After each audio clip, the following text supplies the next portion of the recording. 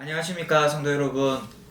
이번 드라마 바이블 읽기 범위는 창세기와 출애굽기입니다. 창세기 출애굽기는 모세 오경에 속하는 책이죠.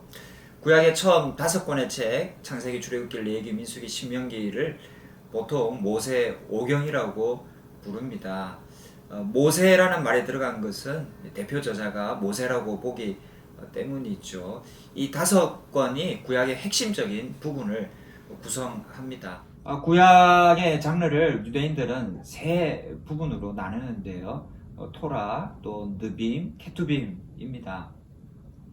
토라가 이제 모세 오경인데요.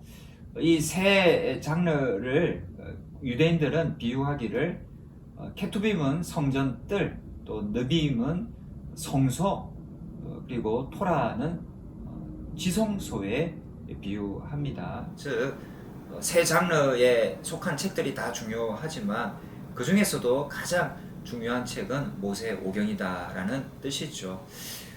영어로 오경을 펜타토치라고 하는데요. 펜타는 5이라는 뜻이고 토치는 두루마리라는 뜻입니다. 즉, 5 두루마리 책이라는 것이 오경의 의미입니다.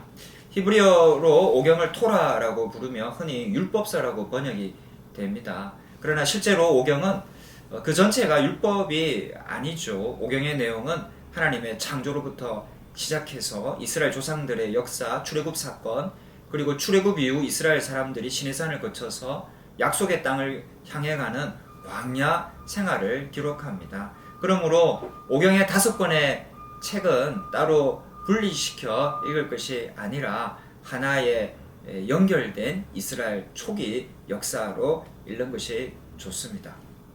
창세기 1장부터 11장 부분을 원 역사라고 불러서 그 이후의 역사와 구분하는데요. 원 역사는 창세기 12장부터 시작되는 이스라엘 역사의 서론 부분이라 할 수 있습니다. 원 역사는 창조로부터 시작하여 이스라엘 역사가 시작되기 전까지의 인류 전체의 범세계적인 역사를 수록하고 있습니다.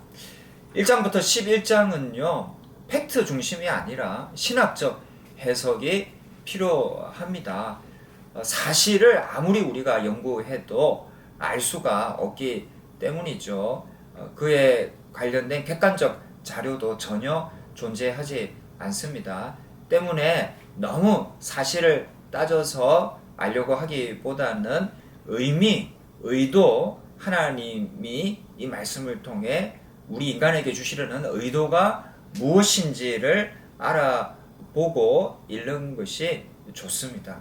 원 역사는 창세기 1, 2장에 기록되고 있는 하나님의 창조로부터 시작됩니다. 태초에 하나님이 천지를 창조하시니라 라는 구약 성경의 첫 말씀은요, 하나님이 누구냐고 하는 것을 가장 간결하게 또한 분명하게 말해줍니다. 하나님은 창조주이고 인간을 포함해서 모든 존재들은 하나님께서 창조한 피조물이라는 것이죠. 따라서 하나님은 모든 피조물들의 주권자가 되시고 통치자가 되신다는 겁니다. 이러한 창조 신앙에서 성서적인 인간관도 유출됩니다. 인간은 피조물이라는 것이죠. 때문에 인간 스스로가 주인이 될 수는 없습니다. 또한 인간의 참된 모습과 존재가치, 삶의 의미들은 창조주이신 하나님과의 관계 안에서만 찾아질 수 있습니다. 피조물인 인간이 하나님과의 관계를 떠나서 살려고 한다거나 또는 하나님의 위치에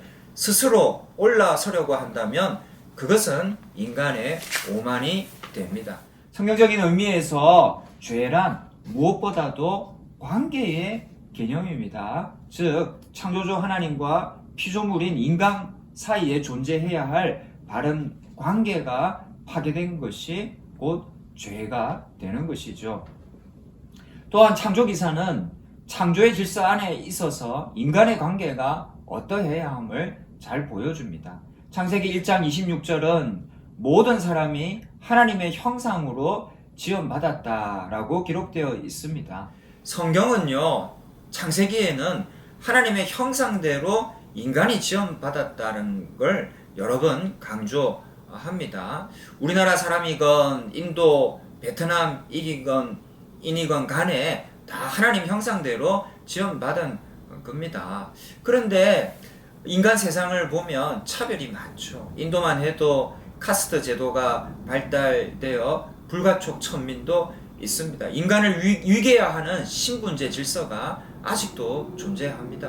우리나라도 조선 사회를 특징 짓는 것이 신분제와 가부장제였죠. 인간을 위계화시키는 것입니다. 기독교 문명이 들어와서 모든 인간은 하나님의 형상대로 지원받았다라는 것을 가르쳤습니다. 이것은 연인이나 천민이나 백정에게도 모두에게도 하나님의 형상이 있다고 가르친 것이죠. 그것은 모든 인간은 다 하나님 앞에서 평등하다라는 가르침입니다. 이것은 위계화된 질서에 대해 모든 사람은 하나님의 형상대로 지원받았음을 천명함으로 인간의 존엄성과 평등성을 부각시킨 개념인 것입니다. 또한 창조기사는 창조의 질서 안에 있어서 남자와 여자의 관계가 어떠해야 함도 잘 보여줍니다. 창세기 1장 26, 27절에 보면요, 남자와 여자는 똑같이 하나님의 형상대로 창조되었다라고 기록되어 있습니다. 양자간에는 성별의 구분만 있을 뿐 우열이나 차등의 문제는 전혀 포함되어 있지 않는 것이죠. 또 창세기 1장 28절에 하나님의 말씀의 대상은요, 다 복수로 되어 있습니다. 남녀 똑같이 하나님의 형상대로 창조되었고 똑같이 하나님의 축복의 대상이며 또한 모든 피조물을 다스리고 통치할 똑같은 책임이 부여되어 있는 겁니다. 동등하다라는 의미죠. 창세기 2장에는 하나님이 여자를 남자의 돕는 배필로 지으셨다라고 했는데 이 배필의 히브리어 본래 의미는 완전히 대등한 상응되는 존재로서 돕는 자라는 뜻입니다. 남녀의 관계는 상응되는 대등한 짝의 관계라는 겁니다. 창조의 질서 안에서 그러므로 남녀의 관계는 한 편이 다른 편을 지배하고 다스리는 관계가 아닙니다. 남녀 간의 지배와 예속의 관계가 존재한다는 것은 하나님께서 본래 의도하셨던 창조의 질서가 깨어졌다는 것을 말하는 것이죠.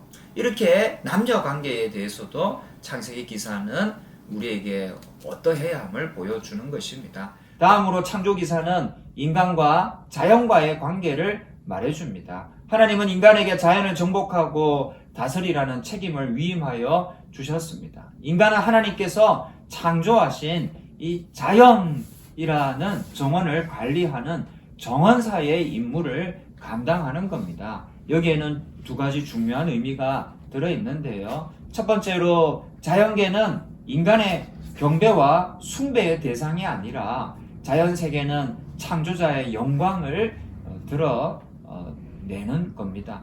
그러나 자연계에 신성은 내재하지 않습니다. 구약신앙은 자연을 비신격화시킵니다. 이것이 중요한 첫 번째 의미이고요. 두 번째는 인간은 자연계에 대해서 선한 청지기 역할을 해야 한다는 겁니다.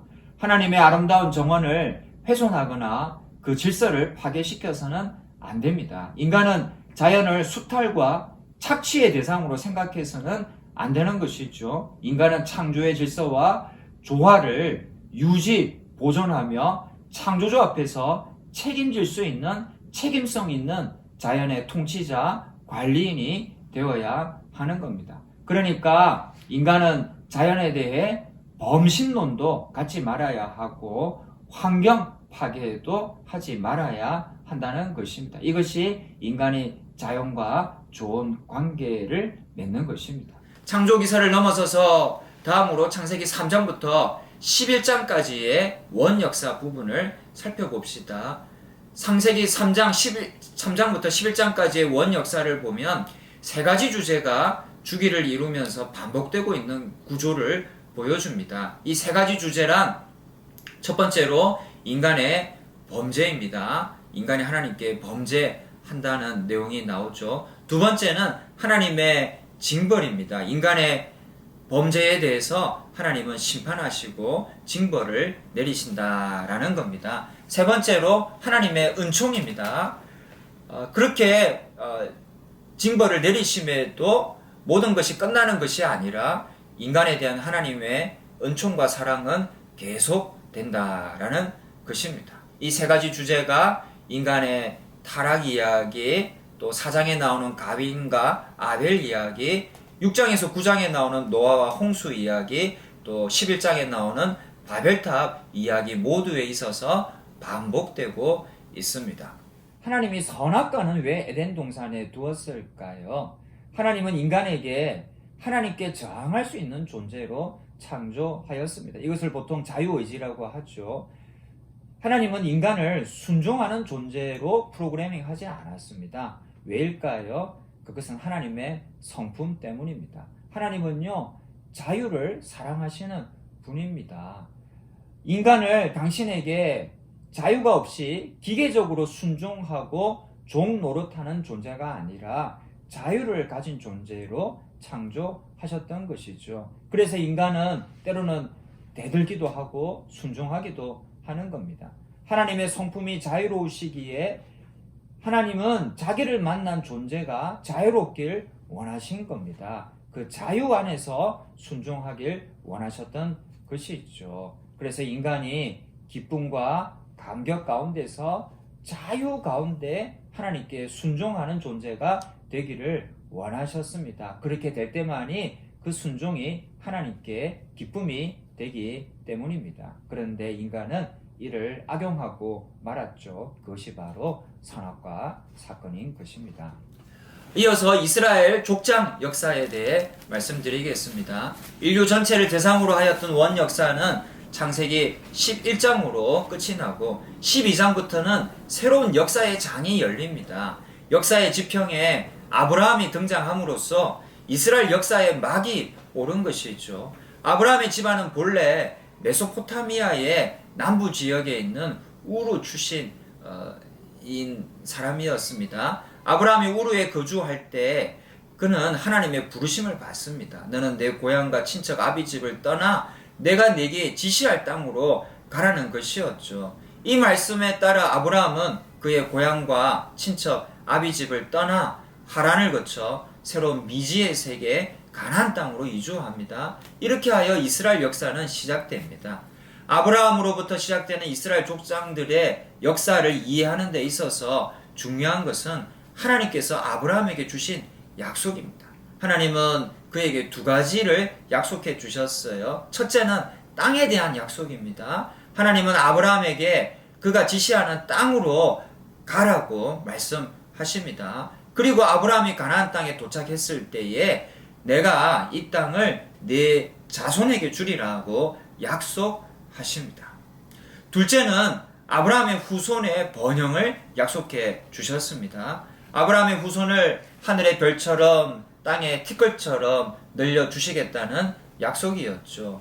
이 두 가지 약속은 족장들의 역사에서 뿐만 아니라 창세기를 넘어서 오경 전체를 통해서 계속해서 흐르는 신학적 주제입니다.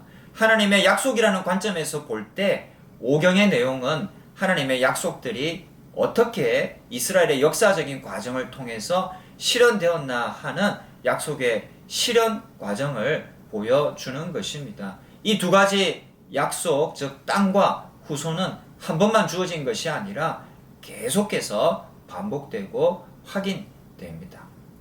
먼저 후손에 대한 약속이 성취된 과정을 살펴봅시다. 아브라함의 후손이 번성할 것이라는 약속이 실현되는 데 있어서 그의 부인 사라는 대단히 중요한 위치에 있었습니다. 그러나 사라는 본래 아이를 수태하지 못하는 여자였어요. 이러한 부인을 통해서 아브라함의 후손이 크게 번성하게 될 것이라고 하나님은 약속하십니다. 하지만 이 약속은 쉽게 이루어지지 않았습니다. 아브라함과 사라의 나이는 점점 많아져 늙어가는데 사라는 여전히 수태하지 못하였어요. 아브라함은 할 수 없이 결국 양자를 맞아들이게 됩니다. 그러나 하나님은 아브라함에게 말씀하십니다. 너의 대를 이을 사람은 그가 아니다. 장차 너 몸에서 날 네 친아들이 너의 대를 이을 것이다. 그리고 하나님은 광대무변한 가나안의 밤하늘을 가리키면서 말씀하십니다. 하늘을 우러러 무별을 셀 수 있나 보라. 네 자손이 이와 같으리라. 아브라함은 한 아들이 없어서 염려하며 하나님께 항변하였습니다. 그러나 하나님은 밤하늘의 수많은 별들을 가리키십니다. 아브라함의 후손이 없는 이 현실과 밤하늘의 별처럼 많은 후손을 약속하신 하나님의 말씀 사이에는 너무나 큰 거리가 있었어요. 그럼에도 아브라함은 하나님의 약속을 믿습니다. 창세기는 이것을 아브라함의 의라고 부릅니다. 하나님을 올바로 믿는 것이 의가 된다라는 것이죠. 그러나 이 일이 있은 후에도 사라는 여전히 잉태하지 못합니다. 초조해진 아브라함은 그 당시에 사회적으로 통용되었던 편법을 이용해 자식을 낳습니다. 그것은 사라의 몸종이었던 하갈을 통해 아들 이스마엘을 낳은 것입니다. 그러나 이스마엘은 하나님이 말씀하신 약속의 아들이 아니었어요. 그래서 창세기 17장에는 다시 한번 두 가지 약속, 땅과 후손 약속이 재확인됩니다. 그때 아브라함이나 사라는 웃어요. 잘 믿기지 않았기 때문이죠. 그런데 놀라운 사실은 창세기 21장에서 하나님의 약속이 이루어지는 것입니다. 하나님의 말씀대로 사라가 잉태하여 이삭을 낳은 것이죠. 이렇게 창세기는 이삭이 탄생하기까지의 과정을 극적으로 기록합니다. 이러한 이삭의 탄생 이야기는 몇 가지 중요한 메시지를 전달합니다. 첫 번째로 하나님의 약속은 궁극적으로는 반드시 성취된다. 두 번째로 하나님의 약속은 인간적으로 불가능한 상황에서도 하나님의 능력에 의해서 실현된다. 세 번째로 하나님의 약속과 성취 사이에 중간 시대는 긴장과 회의의 신앙의 실현 기간이다. 따라서 이 기간을 사는 사람들에게는 하나님에 대한 절대적인 신앙과 신뢰가 요청된다라는 것입니다. 이러한 믿음에 관한 메시지를 이삭의 탄생 이야기를 통해 하나님께서 우리에게 전달해 주는 것입니다. 하나님의 약속의 성취로서 기적적으로 탄생한 이삭은 리브가와 결혼하고 야곱과 에서를 낳게 됩니다. 그리고 야곱은 모두 12아들을 출산합니다. 야곱의 12아들은 각각 이스라엘 12지파의 조상이 됩니다. 그들의 후손이 지금의 이스라엘 민족이 되는 것이죠.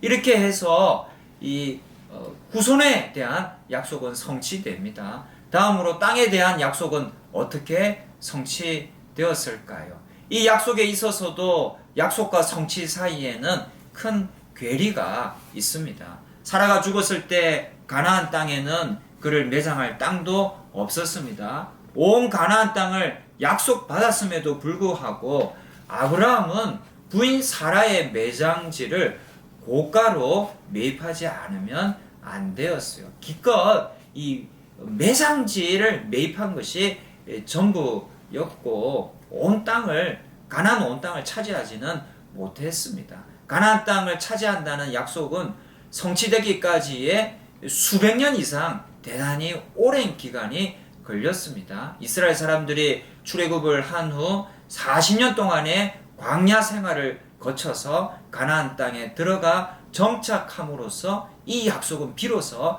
성취되었습니다. 따라서 땅에 대한 약속의 성취는 창세기에서부터 시작해서 출애굽기, 레위기, 민수기, 신명기를 거쳐 여호수아서에 와서 비로소 이루어졌던 것이죠. 바로 이는 땅과 또 후손에 대한 약속이 어떻게 성취되어 가는가. 그것이 바로 모세오경에 흐르는 아주 주요한 흐름이라 할 수 있겠습니다. 이상이 창세기 개관이었습니다. 우리 이제 드라마 바이블 창세기 읽기를 할 텐데요. 이상의 내용도 참고하셔서 우리 구역 식구들 간에 또 선교회 식구들 간에 또 즐겁게 읽고 또 카톡을 통해 교제 나누시고 은혜 나누시기를 바랍니다. 수고하셨습니다. 감사합니다.